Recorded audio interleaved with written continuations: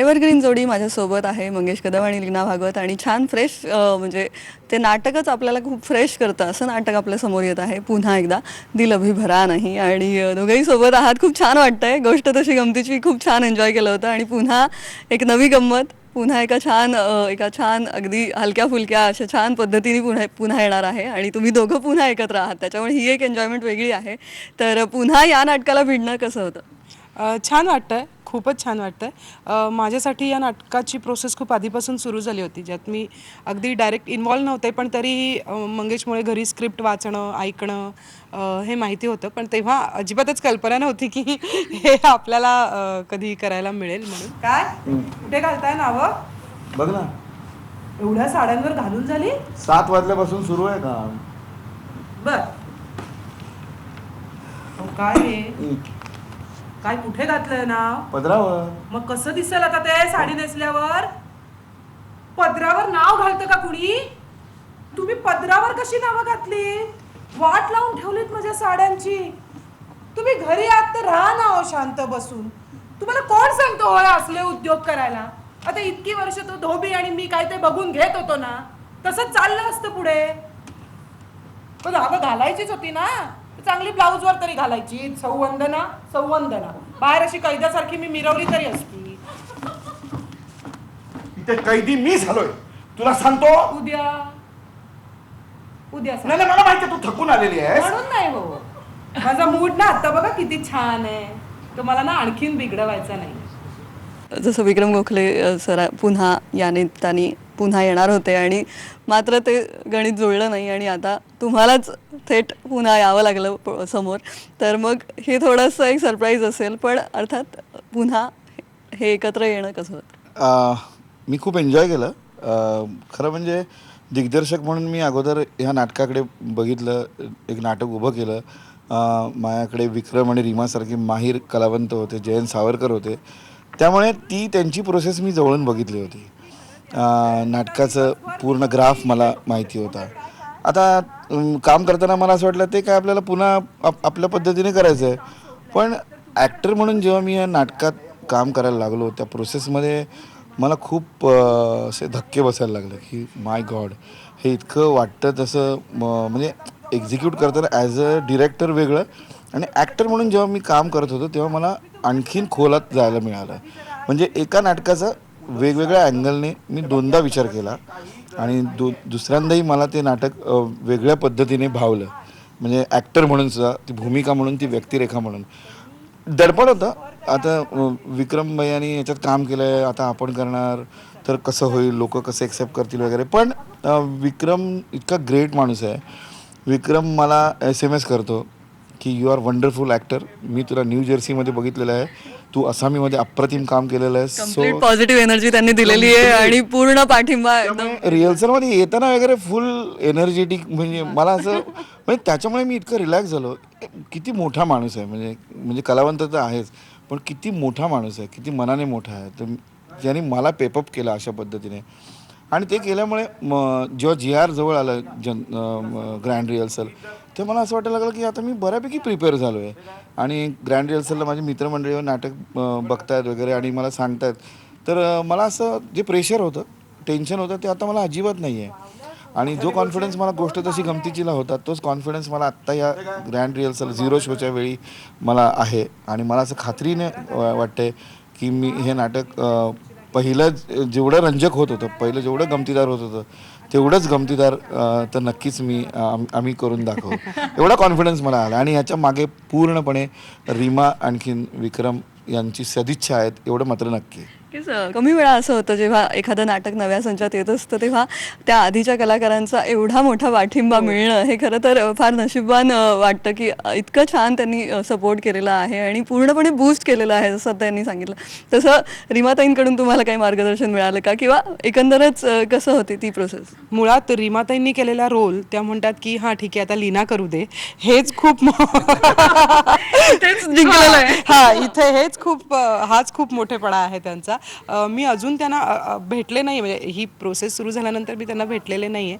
पण हो नक्कीच मंगेश म्हणाले तसं की त्यांच्या सदिच्छांवरच आम्ही इथपर्यंत आलो होतो आणि होईल पहिला प्रयोगही. आणि कसं आहे की हे नाटक आहेच, म्हणजे ह्या दोघांच्या सदिच्छा आहेतच, प्लस आधी एक 70 प्रयोग झाल्यामुळे जी आमची बाकीची टेक्निकल टीम होती ते पण ऑलरेडी त्यांच्यासाठी 70 प्रयोग झालेले आहेत. तर ते आम्हाला दोघांना कुठेच असं जाणवू देत नाही आहेत की तुम्ही नवीन करताय, कारण ती सगळी आमच्या पाठीशी इतक्या खंबीरपणे उभी आहेत किंवा गोपाळ काका आमच्या पाठीशी इतक्या खंबीरपणे उभे आहेत. ते आपल्याला सांगत असतात असं नाही, असं नाही, असं ही चारी भिंती लागलेल्या आहेत आणि त्या फार मजबूत आहेत. फार मजबूत आहेत की ही प्रॉपर्टी इथे नका ठेवू, तुम्हाला इथे ठेवली तर सोपी जाईल वगैरे, हे सगळं करतायत.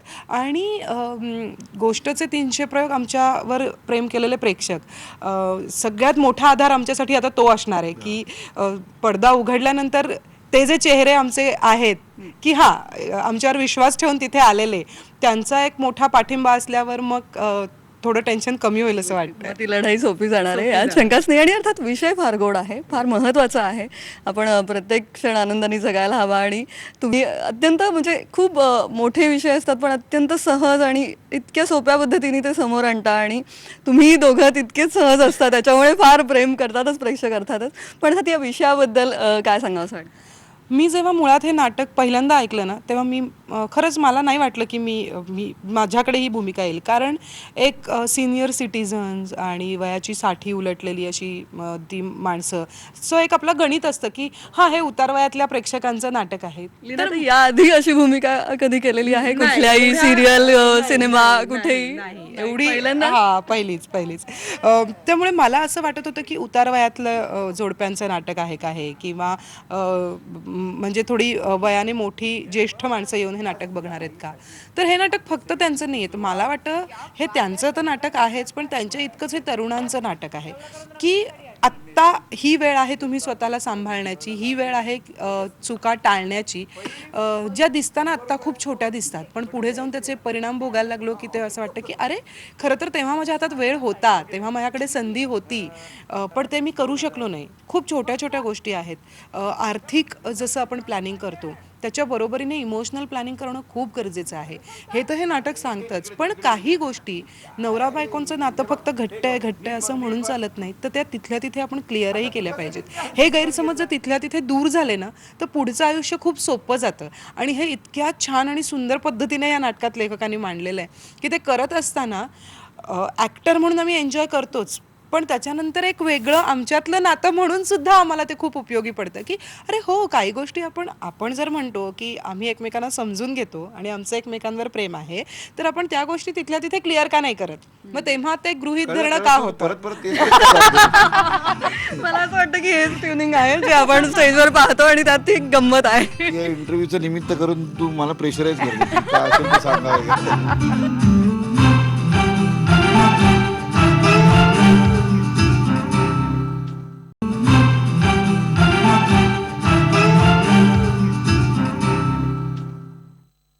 शेखरने ज्या पद्धतीने हे नाटक लिहिलं आहे, म्हणजे असं वरकरणी आपल्याला वाटतं की हे काय कॉमेडी आहे छानपैकी, असं वयस्क जोडप्याचं काहीतरी म्हणणं आहे वगैरे, पण विनोदी वाटावं असं म्हणजे असं लोकांना वाटेल, पण त्याच्यातला थॉट जो आहे ना तो फार गंभीर आहे. म्हणजे त्याची आतली वीण जी आहे ती फार गंभीर आहे. आता सगळं रिहर्सल छान झालेली आहे, ग्रँड रिहर्सल छान झालेली आहे, मजा येते. आता फक्त पडदा उघडायचं बाकी आहे, तो उद्या उघडणारच आहे. आणि पण आम्ही त्यात पॉझिटिव्ह बघतो आहे की मला असं वाटतं की ते हे नाटक लोकांना तितकंच आवडेल. पौरोहित्याचा कोर्स केला बंधू, म्हणजे तू आता भटजी होणार की काय? ओम केशवांना माधवांना हाताला हात लावा मम म्हणा. हो काय टोटल भटजी मिळतात कुठे हल्ली कार्याला. आता आपल्या पोफळे गुरुजींची बघितलीत ना किती धावपळ होते ती. मी त्यांना विचारलं ना तर त्यांनी हा पत्ता दिला मला संस्थेचा. मला म्हणाले अहो बहिणी, सगळी व्रत वैकल्य तुम्हाला तोंडपाठ आहेत, पूजेची तयारी सुद्धा किती देखणी करता, एक कोर्स करा, कामाची रांग लावतो म्हणाले दारात. आई ग बंधू, हे तुला मला विचारायची सुद्धा गरज वाटली नाही. विचारायचं काय त्यात? चांगलं देवाधर्माचं तर करतेय. आणि काय मी विचारून तुम्ही हो थोडेच म्हणणार होते. अरे पण आपलं वय काय, आपली प्रकृती काय, तब्येत काय. अरे माझ्या तब्येतीपायी अडलंय का आजवर कुठे काही? अहो उलट मला रिकामपणानं तिसरं काहीतरी व्हायचं. अगं त्याच काळजीने मी आज रिटायर झालोय. तुम्हाला काय म्हणे रिटायर झालोय, पण म्हणजे निवृत्तीनंतर काय करावं असा एक प्रश्न असतो अनेकांच्या मनात, किंवा कोणी कोणी डिप्रेसच होऊन जातं, किंवा काय करावं पुढचा अख्खा दिवस कसा काढावा हेही कळत नाही, असेही काही जे माणसं आपल्याला भेटतात. आणि मग तेव्हा त्यांना काहीतरी असं सांगावंसं वाटतं की नाही खूप आहे जगायला, तर असं काही हो ना, तर म्हणतो की नुसतं त्या डायमेन्शन नाही, त्याच्यातलं जे चंद्रशेखर जो रोल करतोय ह्या दोघां म्हणजे माझा काउंटर आहे तो. म्हणजे मला असं वाटतं की तुम्ही वेळ कसा घालवता, तर त्याचं म्हणणं असं वेळ कसा घालवता मला वेळ पुरत नाही.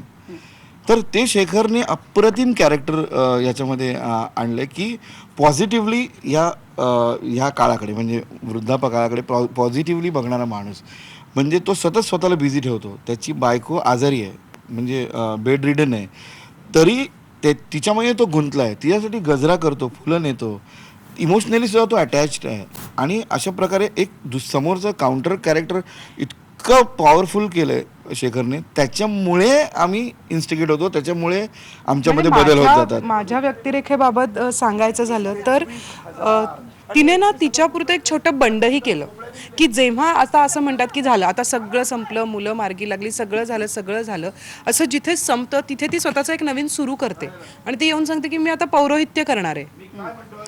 मग तिने तिचा एक मार्ग शोधून काढलाय. ती नाही बसत आहे घरी किंवा आता मी काय करू, अरे बापरे आता मुलगा मायग्रेट झाला म्हणून ती रडत नाही बसत. ती म्हणते मी माझा एक वेगळं हे शोधून काढलं. ती काहीतरी बायकांसाठी आता एक नवीन व्रत शोधून काढू का वगैरे इतकं छान चाललंय. पण मंगेश म्हणाले तसं की ते एवढं विनोदी नाहीये, त्याच्या आतमध्ये आणखीन जे लेयर्स आहेत, आणखीन जे अस्तर आहे, जे पदर आहेत ते खूपच छान आहेत आणि ते मला वाटतं प्रत्येक प्रेक्षकांनी थिएटरमध्ये येऊनच अनुभवावेत. आणि नाटकाचा वेळ तर तुम्हाला दोघांनाही आहेच, त्यामुळे नव्या नाटकाला भेटताना एक वेगळी एनर्जी असतेच अर्थात. पण नाटकात मन जास्त रमतं खूप खूपच जास्त. पुन्हा एकदा मला एकदा कॅमेरासमोर ऐकायचं. खूप जास्त रमतं. आम्ही खरंच आम्ही म्हणजे गमतीने म्हणतो की नाटक हा आमच्यासाठी ऑक्सिजन आहे. म्हणजे थोडा प्राणवायू कमी असेल तर चालेल, पण एक स्क्रिप्ट कमी असेल घरात तर थोडा त्रास होईल आम्हाला दोघांनाही.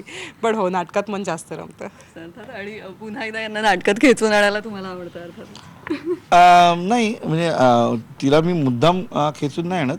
आताही जेव्हा कास्टिंग तुझ्यावर कोण करेल असं जेव्हा झालं होतं तेव्हा शेखरने आणखीन विक्रमने आणि रीमानेही सांगितलं की अरे लीना आणि तुम्ही, कारण त्यांनी अगोदर नाटक बघितलं होतं गोष्ट तशी गमतीची, ते बघून सांगितलं की नाही लीनाबरोबर तुझं छान ट्युनिंग पण आहे आणि छान होईल, ते कदाचित वेगळ्या पद्धतीने तुम्ही हे काम कराल. तर म्हणून म्हणजे मी असं डिरेक्टर आहे म्हणून मी माझ्या बायकोला असं काय कधी करत नाही. रादर फार अगदी शेवटचा पर्याय म्हणून लीना असते.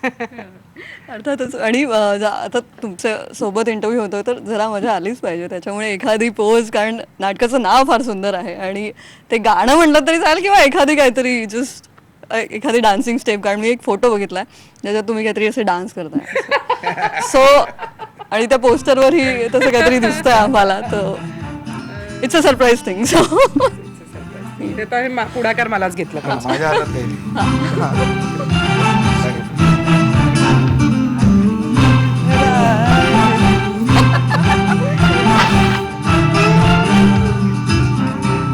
नाटकाला या नक्की.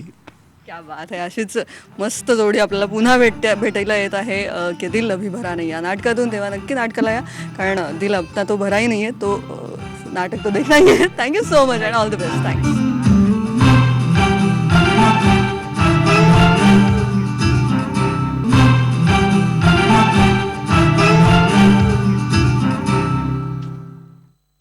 के दिल अभी भरा नाही नाटकाची टीम सोबत आहे आणि अर्थात आता हे नाटक एका नव्या संचात समोर येत आहे, पण अर्थात तू मात्र एक कॉमन घटक आहेस. तर तेव्हा अर्थात विक्रम गोखले आणि रीमा लागू यांचा सोबत ते काम, आणि आता आई वडील बदलल्यानंतर मग कसं वाटतंय? खूप छान वाटतंय. इन अ सेन्स नवीन जोडी मला बघायला मिळते आणि मला शिकायला तू मिळते. काही म्हणलीस तरी तुला धोका आहे, हे कळलंय का तुला? हो माहिती आहे, म्हणून मी लगेच एक्सप्लेनेशन दिलं की मला शिकायला मिळते. कारण त्या जोडीबरोबर एकतर मला खूप दडपण होतं, पण त्यांनी ते क्लिअर केलं, त्यामुळे आता एक कॉन्फिडन्स वाढला आहे ह्यांच्याबरोबर काम करण्याचा. त्यांच्याकडून त्यांचा या नाटकाकडे बघण्याचा अप्रोच, कॅरेक्टरायझेशन हे सगळं शिकायला मिळतच होतं. सरांना डिरेक्टर म्हणून बघितलं होतं, आता ॲक्टर म्हणून बघते, त्यामुळे अजून त्यांच्या पद्धतीचं कॅरेक्टरायझेशन, त्यांना ॲक्टर म्हणून बघणं, या सगळ्या रिहर्सलच्या प्रोसेसमध्ये खूप मजा आली आणि शिकायला पण मिळालं. आणि रॅपो खूप छान डेव्हलप झाला आहे सगळ्यांबरोबर. डिरेक्टर जेव्हा ॲक्टर होतो तेव्हा तो त्यांच्या टेन्शनमध्ये जास्त असतो ना, त्यामुळे ते थोडं जरा रिलीफ असेल ना का, असं काही नाही? नाही, असं काही नाही. एक तर त्यांनीच ऑलरेडी आधी पण मला ट्रेन केलं असल्यामुळे आत्ता त्यांचं माझ्याबद्दलचं जरा बर्डन कमी असेल असं मला वाटतंय.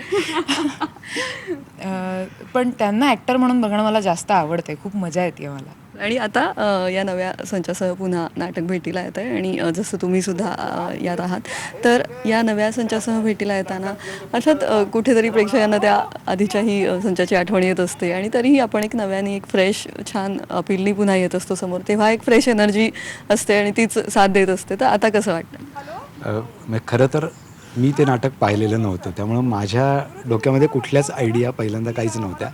आणि माझ्या सुदैवाने हे माझं पहिलं व्यावसायिक नाटक, की मी गेली काही वर्ष म्हणजे 25-1 वर्ष पुण्यामध्ये ॲक्टिव्हिटी सगळ्या चालूच आहेत माझ्या, पण व्यावसायिक नाटक म्हणून मी कधी केलेलं नव्हतं. आणि फार चांगली संधी मला चालून आली की मला मंगेश दादांबरोबर आणि लीनाताईंबरोबर काम करायला मिळणं स्टेजवरती, ही खूप छान संधी मला मिळाली. आणि ती शेखर ढवळीकरमुळं मला ती मिळाली. त्यामुळं मला खूपच अगदीच म्हणजे मी माझा पहिला प्रयोग कधी होतो आहे अशा फार छान वाटतं, कारण प्रायोगिक नाटक करणाऱ्यांचं व्यावसायिक नाटकाबद्दल एक वेगळं मत असतं आणि तरी तुम्हाला आवडतं आणि तुमच्या चेहऱ्यावर तो आनंद आहे, तेच सांगून जाते या टीमचं यश आहे. अर्थात राधिका, समर्थ रामदास स्वामींनी म्हणे एक बोका पाळला होता. देवाचं नाव सतत मुखी असावं म्हणून त्यांनी त्याचं नाव ठेवलं होतं श्रीराम. आपली सगळी कामं ते त्या बोक्याला सांगायचे. श्रीरामा पाणी दे, श्रीरामा कमंडलू आण. आता बोका काय काम करणार आहे, मग ते स्वतःच उठायचे आणि ते काम करायचे. रोहित सिंगापूरला मायग्रेट झाल्यापासून आमची सुद्धा तीच अवस्था आहे. शिंगरो पाय दुखतायत, नातवाचं नाव घ्यायचं आणि स्वतःच पाय चेपायचे.